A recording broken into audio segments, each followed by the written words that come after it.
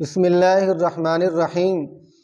میرے محترم و مکرم سامعین گرامی، افسوس کہ یہ دسمبر کتنے گویا کہ ہماری نعمتوں کو، ہمارے بندوں کو اپنے ساتھ لے کے جا رہا ہے۔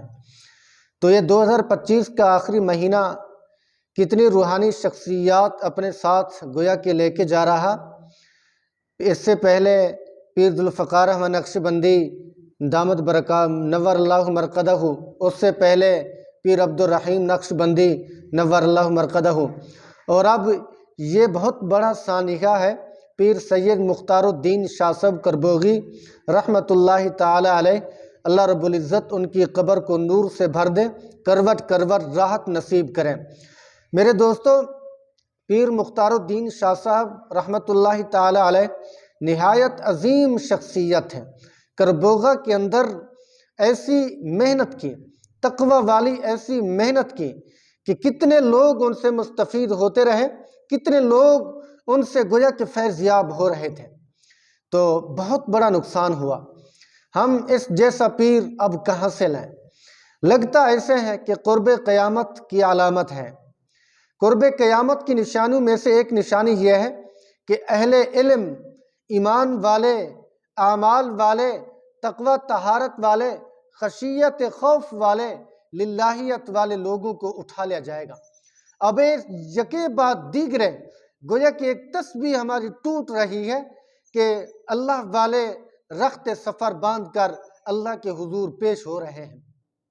بہت بڑا نقصان ہوتا ہے جب ایک اللہ والا چلا جاتا ہے، تقوی بھی کم ہو جاتا ہے، اپنے ساتھ اعمال بھی لے جاتا ہے، تقوی بھی لے جاتا ہے۔ تو دعا کریں پروردگار عالم سید پیر مختار الدین شاہ صاحب رحمۃ اللہ تعالی علیہ کے حسنات کو قبول فرمائیں، سیئات کو حسنات کے اندر مبدل کریں، اور پسماندگان کو صبر جمیل نصیب کریں۔ یقیناً علم کا بھی سرچشمہ ہے اور تقوی طہارت کا بھی سرچشمہ ہے۔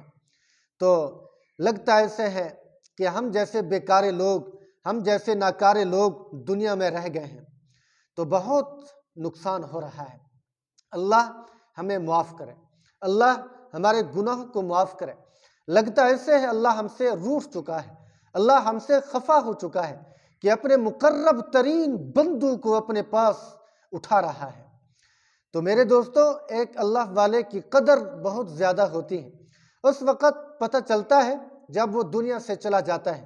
جب موجود ہوتا ہے لوگ اس کی قدر نہیں کرتے، جب دنیا سے چلا جاتا ہے اس کا سایہ اٹھ جاتا ہے، اس کی دعائیں چلی جاتی ہیں، پھر امت کو پتہ چلتا ہے کہ یہ کتنا ہمارے لیے رحمت ہے، کتنا ہمارے لیے دعائیں کرتے تھے۔ تو پروردگار عالم ہم سب کو معاف کرے۔ تو حضرت پیر سید مختار الدین کربوغا والے بہت اللہ والے تھے۔ ایسی محنت کی لوگوں کے دلوں پر ایمان کو جگمگایا، ضمیروں کو جھنجھوڑا۔ تو کتنے مریدین خلفاء ان کے بنے۔ کربوغا کے اندر اس سے پہلے اس جیسا کام میں نے نہیں دیکھا جیسے حضرت نے کیا۔ حضرت نے اپنی خانقاہ کے ذریعے سے لوگوں کے مردہ دلوں کو جگایا، اللہ سے دور دلوں کو اللہ سے ملوایا۔ کتنی بڑی ان کی قربانی تھی، کتنی بڑی ان کی محنت تھی۔ پروردگار عالم ان کی جلیل القدر خدمات کو قبول فرمائے، اور ان کے تمام تر رفقا کو، صلحاء کو، اور اس کے ساتھ ساتھ جو ان کے مریدین ہیں، پسماندگان ہیں، گھر والے، اہلیہ، بہن بھائی، بیٹے، جتنے اس کے تعلقات والے ہیں، متعلقین، منسلکین، محبین، متبعین ہیں، رب کائنات ان تمام کو صبر جمیل نصیب کریں، اور حضرت جی رحمہ اللہ کے لیے گویا کہ ذخیرہ نجات بنائیں۔ تو دعا کریں پروردگار عالم ہم سب کو فکر آخرت نصیب کریں۔